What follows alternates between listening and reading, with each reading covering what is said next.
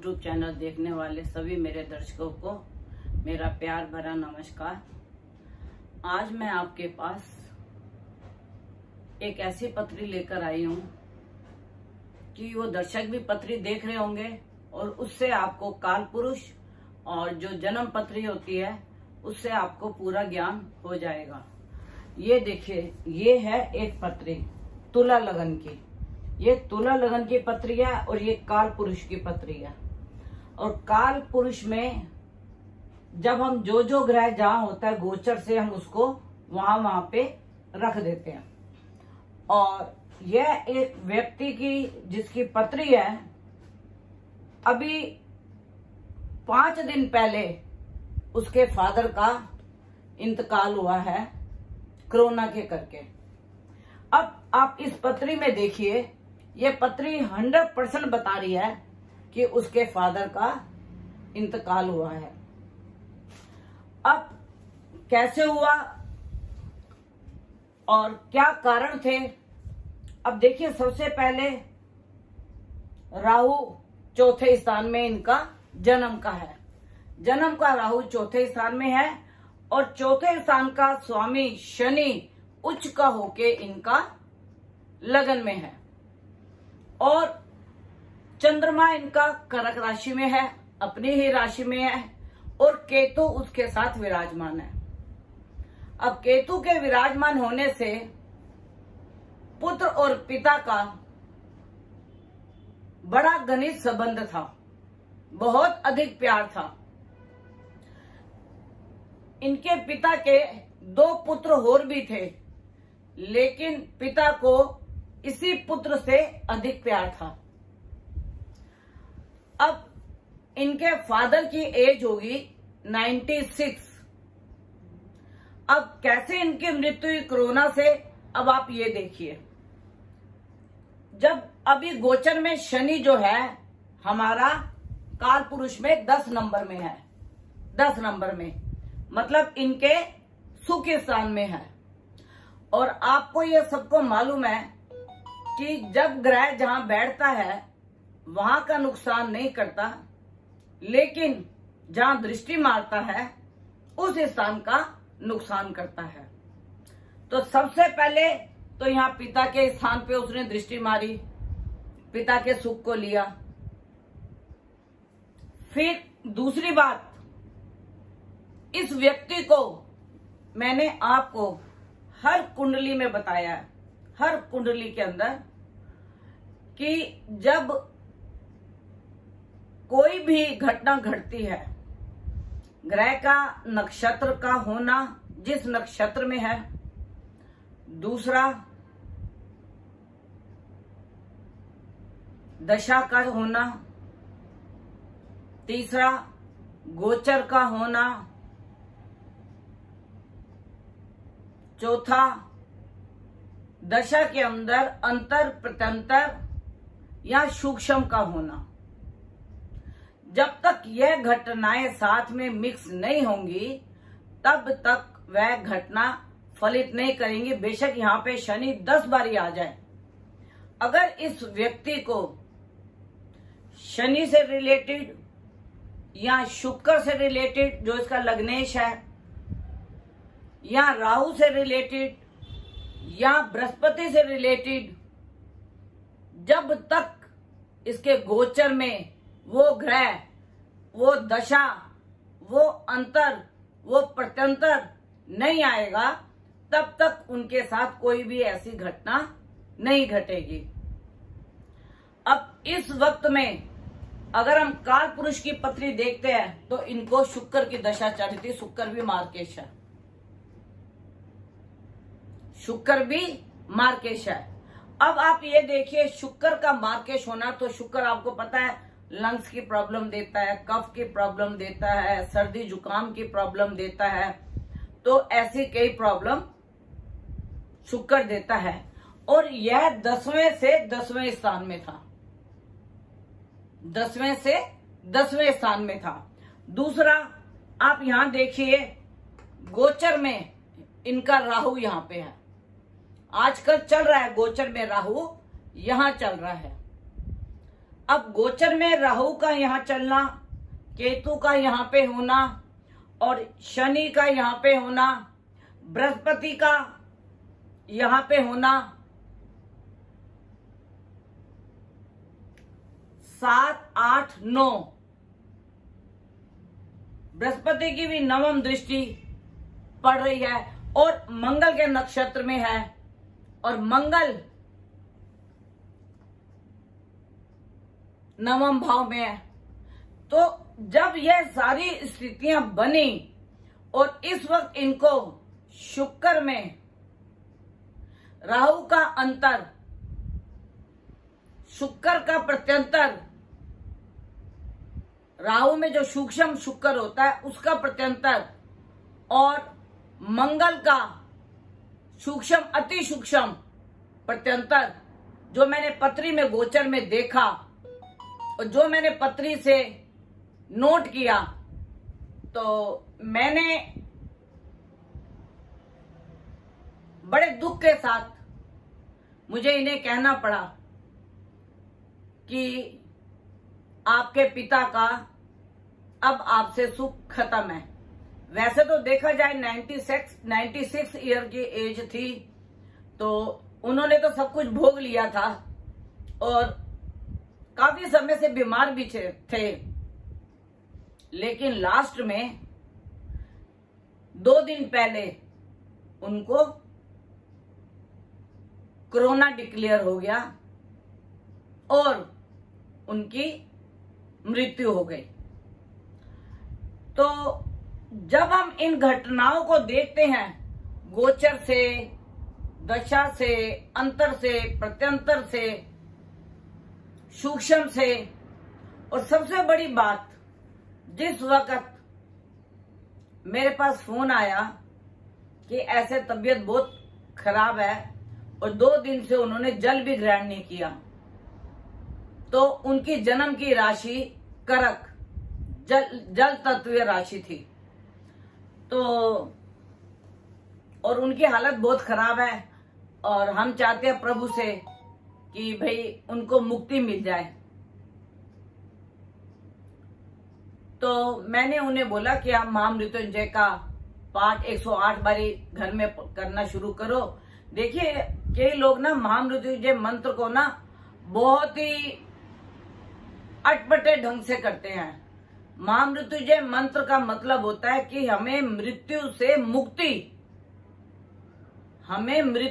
मुक्ति मिले, जो हम कष्ट झेल रहे हैं उससे हमें मुक्ति मिले। जब किसी व्यक्ति की मृत्यु ना हो रही हो और वो बहुत कष्ट झेल रहा हो और सारे उपायों से, डॉक्टर के सारे इलाजों से उस व्यक्ति को राहत ना मिल रही हो, तो हमें महामृत्युंजय का पाठ करना जरूर चाहिए कि जिससे कि वह शिव की नगरी में जाएं और उनको मुक्ति इस चोले से मिल जाए। तो मैं यह भी अपने दर्शकों को सारा बताना चाह रही थी। दूसरा, जिस वक्त इन्होंने मेरे से क्वेश्चन किया तो उस वक्त मेरी श्वास नली भी नेगेटिव रिजल्ट बता रही थी, जो मैंने आपको अपनी पिछली वीडियो में बताया था कि गोचर से, काल पुरुष से, जन्म कुंडली से, चंद्र कुंडली से, दशा से, अंतर से, प्रत्यंतर से हम इन सब चीजों को जान सकते हैं। तो मैंने गोचर से भी देखा, दशा अंतर प्रत्यंतर से भी देखा और श्वास की क्रिया से भी देखा, और जो उनको दशा शुक्र की चल रही थी उसको भी मैंने देखा। तो जब मैंने उन्हें बताया तो उनको थोड़ी राहत की सांस मिली कि अब मेरे पिताजी ज्यादा कष्ट नहीं झेलेंगे और वह 1 आध दिन में मुक्ति पा जाएंगे। क्योंकि मैंने उन्हें बोला था कि बहुत लंबा समय नहीं, मुझे लगता पूर्णिमा से पहले ही ये आपके घर से विदाई ले जाएंगे। और वही हुआ, पूर्णिमा से 2 दिन पहले उनको घर से विदाई करनी पड़ी। तो ये मैंने कुंडली इसलिए आपके आगे रखी है कि देखिए, YouTube पे हर व्यक्ति देखता है, YouTube पे हर व्यक्ति देखता है। जो भी कोई ज्योतिष प्रेडिक्शन करता है उसको YouTube पे देखता है, और देखने वाले मेरे दर्शक भी होंगे, मेरे व्यूवर्स भी होंगे, और कई मेरे क्लाइंट मतलब जो कि इस कुंडली को देख रहे होंगे, तो उनको ये भी पता होगा कि जो मैं कुंडली की प्रेडिक्शन कर रही हूं और जिस व्यक्ति की प्रेडिक्शन कर रही हूं, इसको मेरे साथ जुड़े हुए कम से कम 38 साल हो गए। और जितनी भी इनके साथ घटनाएं हुई हैं, इनके पीछे माता जी की मृत्यु हुई, उसके बारे भी बता दिया गया था। उससे पहले इनके भाई की मृत्यु हुई, उसके बारे में भी बता दिया गया था। और उसी दिन अमावस के दिन उनकी मृत्यु हुई। तो मेरे साथ जो भी जुड़े हुए हैं, और जो एक बार जुड़ गया वो 30-35 साल से जुड़ा हुआ ही है, उसको फिर कहीं दूसरी जगह जाने की जरूरत ही नहीं पड़ती। क्योंकि जब आप अपने क्लाइंट के, अपने जो भी आपके जानने वाले हैं, अगर आप उनकी प्रेडिक्शन सही कर देते हो और उनके साथ घटना सही हो जाती है, तो फिर वो दूसरी जगह क्यों जाएंगे। जिस तरह एक डॉक्टर होता है, फैमिली डॉक्टर उसको बोलते हैं, तो फैमिली डॉक्टर का कारण क्या होता है? फैमिली डॉक्टर का कारण ये होता है कि वो हमारी पूरी फैमिली की नब्ज को जानता है, और उसको जानने के कारण उसको हमारी फैमिली की पूरी डिटेल का मालूम होता है।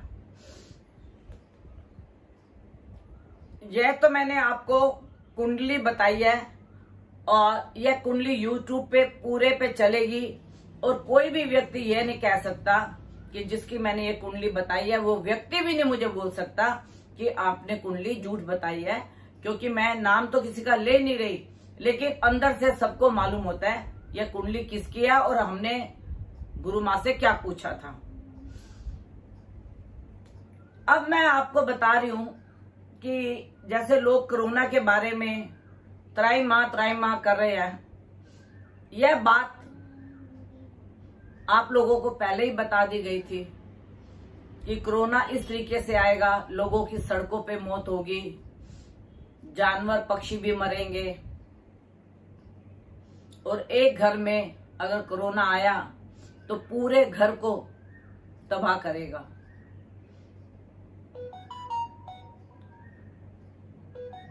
तो अब जो प्रेडिक्शन गणपति के द्वारा मुख से निकली, तो मैं तो उसको सत्य ही मानूंगी।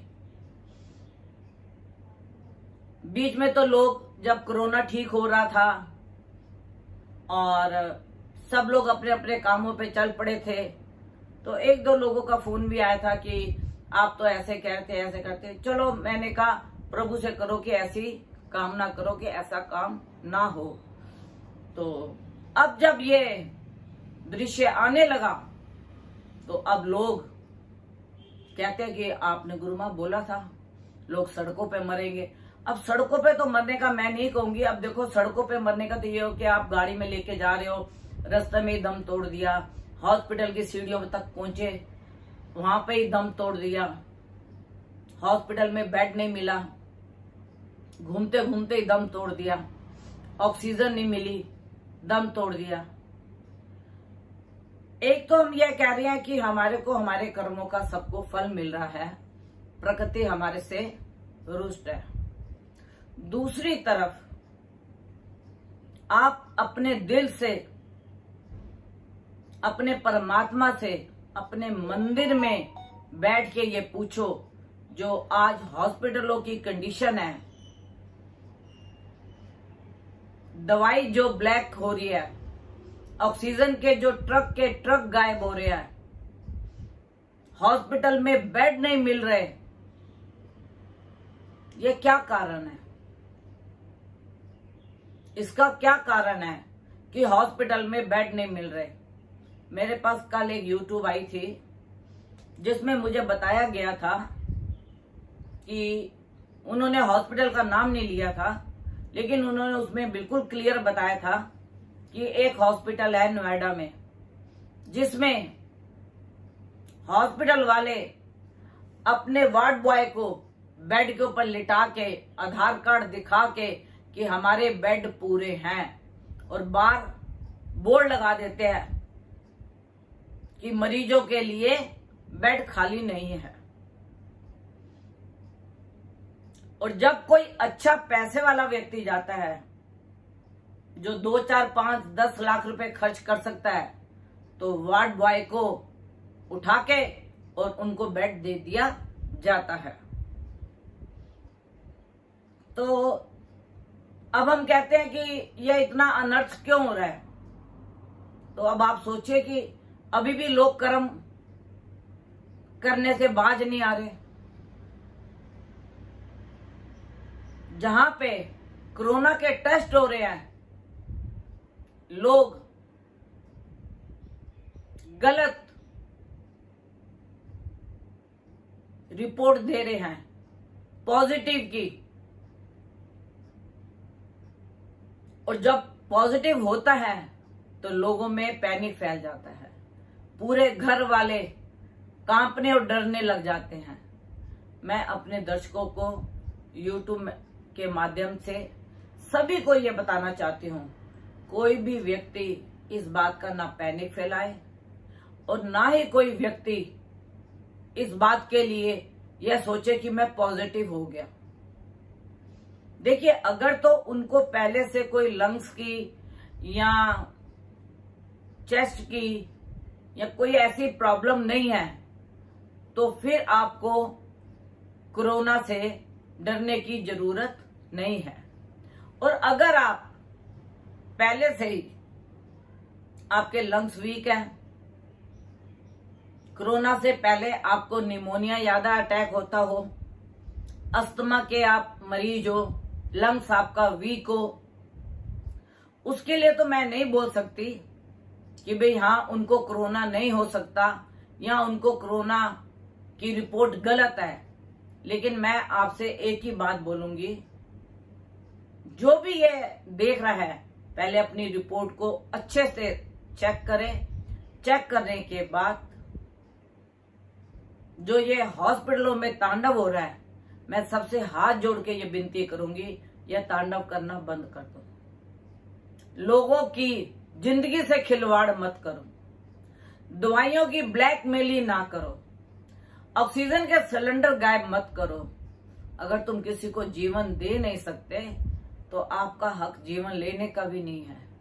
आप उससे डरो कि आपको उसके बदले आपको कितनी सजा मिलेगी। अगर आपको ऐसे लगता है, मैं आपको 2-4 केमिस्ट की बातें बताती हूं कि सीनियर सिटीजन हमेशा केमिस्ट से दवाई मंगाते हैं और वो उनको दवाई देते हैं। इस वक्त में अगर उनको कोरोना की कोई दवाई चाहिए होती है और वो केमिस्ट को फोन करते हैं तो वो साफ बोल देते हैं दवाई नहीं है। अगर एक से दूसरी बार फोन करो तो केमिस्ट बोलना शुरू कर देता है जहां से मर्जी दवाई ले लो। भैया, तुम्हारे से 8-8, 10-10 हजार रुपए की महीने की दवाई आती थी, और आज कोरोना के मुसीबत के वक्त में आप कह रहे हो कि कहीं भी जाओ। मैं जिनके साथ ऐसी घटनाएं हो रही हैं उनको पुलिस को रिपोर्ट करनी चाहिए, पुलिस हमारी सहायता करेगी। और यूट्यूब पे तरह तरह के काढ़े आ रहे हैं कि ये काढ़ा पी लो, वो काढ़ा पी लो। मैं आपको एक बात बताऊंगी, आप अदरक वाली चाय पीजिए। काढ़े का अगर आपने सेवन करना है तो दिन में 1 या 2 बार काढ़े का सेवन कीजिए, क्योंकि आप अगर हर 2-2 घंटे के बाद काढ़ा पीते हो तो आपके अंदर गर्मी अधिक हो जाएगी, उससे आपको भूख नहीं लगेगी। जब भूख नहीं लगेगी तो आप अंदर से खुद ही कमजोर हो जाओगे। काढ़ा आप पीजिए, काढ़ा पीने के लिए आपको मना नहीं है, क्योंकि उसमें सब चीजें गर्म होती है। तो तो आप बाजार में भी काढ़ा बना बनाया मिलता है, नहीं तो आप एक लौंग, थोड़ी सी दालचीनी, थोड़ी सी अदरक, तुलसी के पत्ते, पुदीने के पत्ते, कड़ी पत्ता मीठे वाला, इनको आप, धनिया हरा, इसको आप उबाल के आप इसका काढ़ा पीजिए। और मैं इतने बोलूंगी, दिन में 2 टाइम से ज्यादा आप काढ़ा मत पीजिए। दूसरा, पानी जितना अधिक से अधिक पी सके उतना पानी पीजिए आप।